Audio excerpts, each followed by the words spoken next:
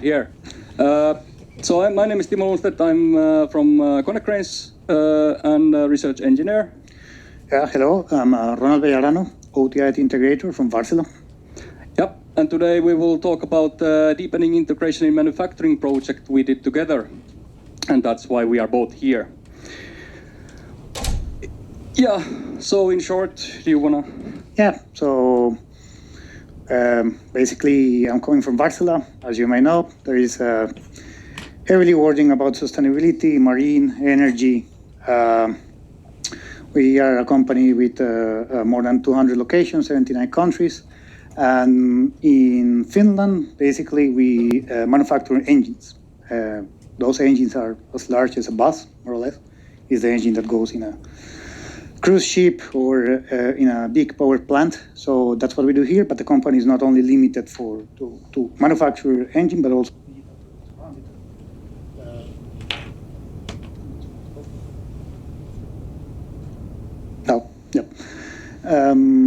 so it's way more than engines. Oh yeah, and for Konecranes, it's in the name. We do cranes, and basically as well trying to reach for more like material handling solutions, so all across the board in the industrial environment. And basically, so what is DIM? So this is an acronym for the Deepening Integration Manufacturing. So it's a co-innovation project that we have. It's linked to multiple veterinary programs, which is basically partly funded by Business Finland, and therefore bringing corporations together for innovation, collaboration with the support of the data economy. And in the scope of this one, it brought together Konecranes and Wärtsilä, who have our cranes in their production. The scope that we're doing here in the scope of this team is basically have this collaboration to research and develop digital tools and kind of establish limited ecosystem where we have some sharing of the data. And like I think Steve Blackwell mentioned at the beginning, so for Wärtsilä, this decarbonization is a main driver here, and basically the acceleration of digital transformation is going to help them on that path. And our ecosystem as well as for us. Integration, basically for us, the automation in tracking all the materials, what is happening on the factory floor where the cranes operate, that is of course the main focus then for Konecranes here.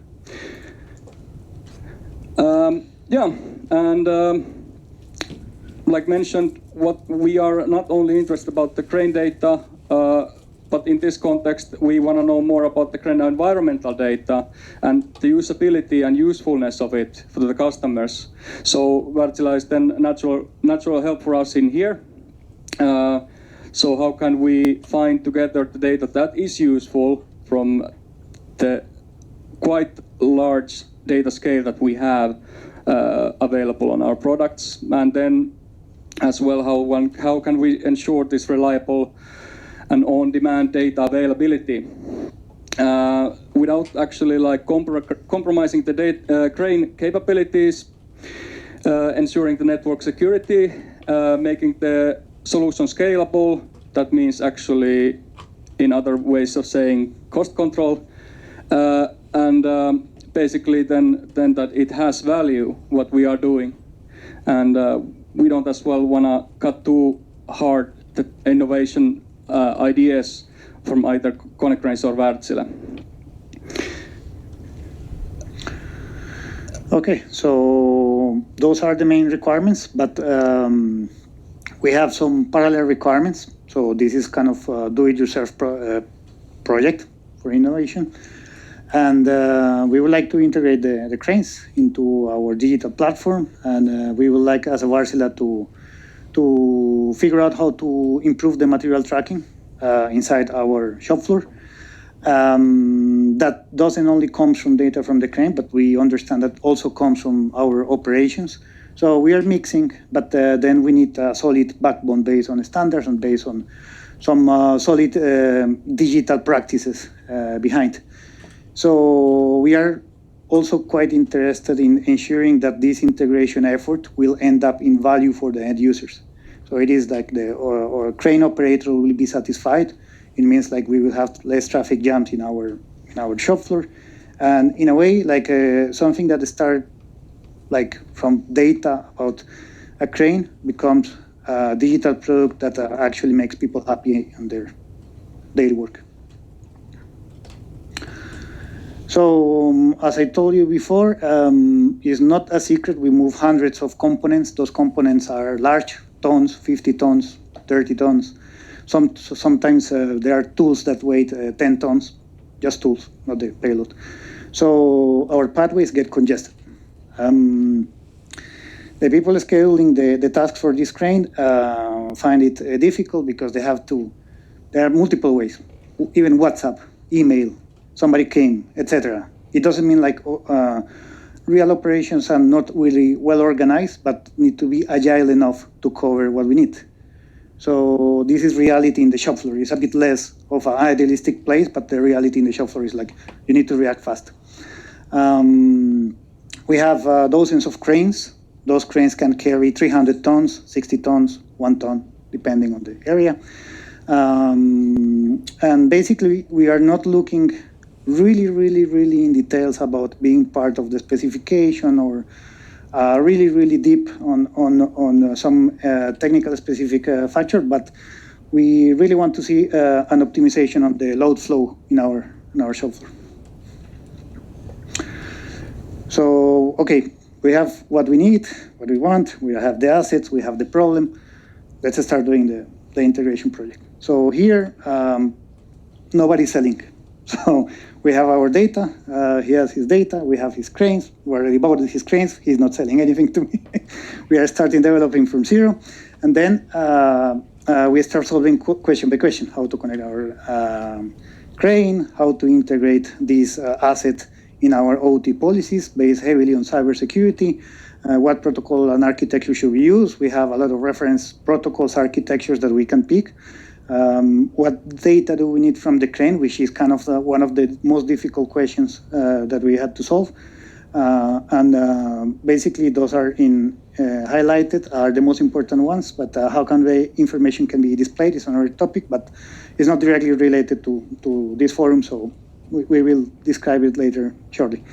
There are some other questions, but we will skip them for. Yeah. Right. Then just to mention about the prototype we had, it's quite big one. So this is the production crane at Wärtsilä. Like I said, 300 tons capable, quite heavy use, heavy lifting machinery. And yeah, here we went for the prototyping. This was maybe something I wanted to highlight here is that when picking technologies and testing the end result is basically something we need to do a lot before we go here, and even then everything is not certain. So just a very quick story. When I started at Konecranes myself, the first thing I did was, hey, I want to try this OPC UA, and I went with polling. And turns out that when you have uncontrolled polling, you can actually kill the PLC. So I actually created on the first week maybe denial of service. It depends on the PLC. It depends on the PLC. Okay, yes, and it has been patched since, but I did a denial of service, and here we have a crane that is in production every day in a week, pretty much around the clock, so there was very little margin for error for this kind of experiments. Okay, so coming back to the first question, we have the PLC up there. Timo, make sure that it didn't kill the crane. He knows more or less how things work there. So our initial kind of idea was to connect the crane to our digital infrastructure. It is the network. So how we can connect the crane to the network? The crane is a little ward up there, and we have Really nice coverage on Wi-Fi. We end up deciding on connecting on Wi-Fi, so we put an access point up there. We discard 5G. We have to buy some cards, etc. It's too difficult. We don't have really good support in there. Overkill, blah blah blah. Point to point. It is only one implementation, so it doesn't sound like a good option. So we tested the Wi-Fi. We climbed there. Timo was there. Connected the thing. We did a site survey. Everything okay. Then if you start thinking like what kind of data you are going to transfer, and you think about Wi-Fi, you might think maybe it's not reliable enough. But coming back to the question, what is valuable for us? It turns out that Wi-Fi can provide a decent connection for us, so we keep using it. It's not the highest step, but at least it was okay fit for the requirement. Then we jump to cybersec.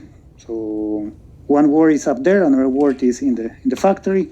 We have strict requirements. I have to say here that Konecranes needs to focus on the resilience. As Timo said, the PLC, the control and everything needs to be alive all the time. We cannot kill it just by coming with an IoT project. So no IP conflicts, segregation, etc.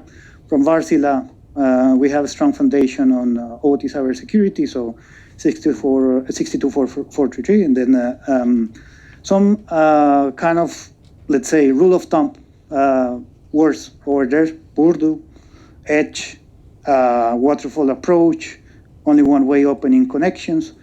I have to tell that cybersec doesn't really like when we use OPC UA TCP, because we need to connect the server, and the server is in a higher security level. So they're like, "Can you do something else?" And then we yeah. So then we need also observability over what's going on, because Konecranes also use a remote connection to service cranes, so we cannot open a backdoor to our factory. So blah blah blah. Right, and then about the protocols and architectures. So basically we had OPC UA already available on the Crane PLC. That was a good thing. We had the data model there that was very familiar to us in Konecranes. Technically, it could have been doneable so that Wärtsilä would have kind of joined with, let's say, special solution to the OPC UA server as a client, but it would have broken cybersecurity architecture principles here, I would say. And as well, we already had capability on Wärtsilä's end to go with this MQTT infrastructure, both in the OT and IT side. So basically, what we then ended up doing is kind of like fetching the OPC UA data and pushing it forward in a specific custom format over MQTT. And using the PUB/SUB format, not the polling. Right, and here's an example of what data do we need from the crane, so trying to answer the question I posed earlier on. So here is an example from some of the, well, let's say one crane's PLC code or the PLC variables, and you can see there like a trolley E1 with some position, and then we convert that to JSON. And over MQTT, we sent the data as tag, position in meters with the value and timestamp. And then the topic itself is containing the metadata, or the data kind of like that this is connected to E1, which is then the trolley here. So what we found out is that there is at least the positioning measurements, the load that is attached. When we compare that to the maximum load, what we call nominal load, then we can get even percentages on the usage rates, and then the run directions for all the machinery, for example, the hoisting machinery. So these were at least what we identified on the crane side. So my personal take from the previous slide is like it's really good to have a data model available in the asset, because it's a large menu where you can pick what you need. But at the end, sooner or later, somebody needs to navigate that data model and pick what actually you are interested in. What happens is that it's not always logical for everyone in a large company to understand the same words in the same way. AI people might understand error as a way, but a control engineer might understand error in a different way. So if you put the error in one place, maybe it's not enough self-explanatory to start producing value. So we need to make sure that everyone across the pipeline understands the same language, or at least has a way to understand it. So moving forward, the Konecranes team created something translating that XYZ position, which became a time series data. And we tell, hey, we would like to, how about from the operators, how about if we can track where the crane went through today? So we gave plain software development requirements. So we told we need to select the date, and we need to know where the crane go and what product did it transport. There is a problem. Konecranes doesn't know what product is transporting because the cranes are focusing in the operation of the asset. So at that point, we will need to start integrating other data, and that other data is accessible through a REST API in the MES system.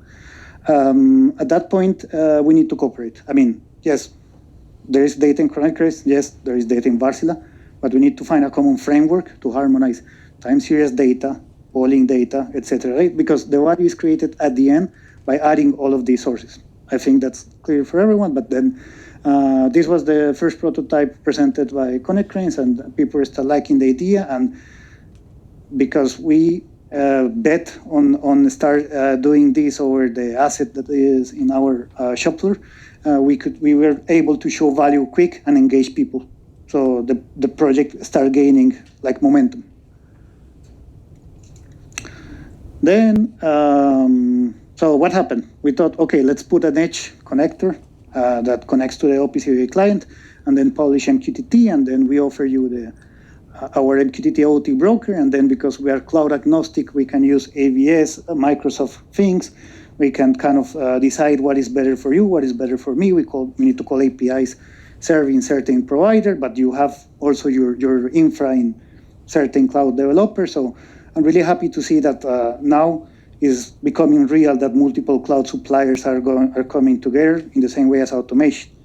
I come from the automation world initially, and it was crazy to think that somebody will shake hands with somewhere brand. I mean, this plan Mary Siemens or this plan Mary Rockwell, and it's really, I mean, we don't want to see that in the cloud because we know that IT moves forward faster.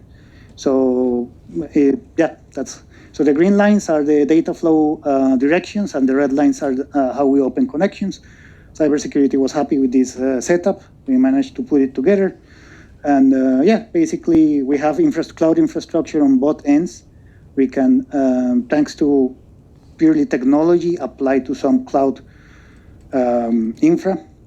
We can share with Timo anytime he can connect to the cloud broker, to our cloud broker, and see where the crane is. But in our side, we can also start making a Grafana dashboard if we want, or if some people would like to start collecting and using that data, displaying that data somehow for their own purpose.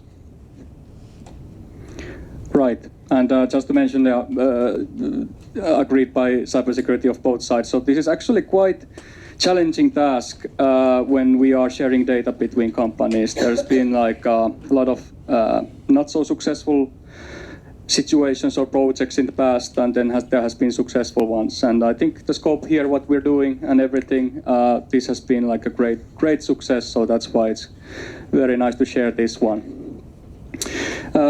Yeah, so basically, like Ronal mentioned, flexibility is a key here.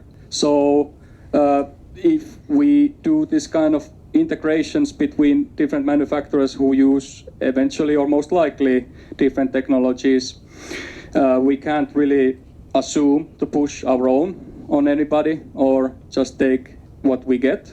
So basically it requires flexibility on both sides. And basically the more flexible we are, the technology enables, then the more successful the integration will be. I think this is a lesson learned here, definitely.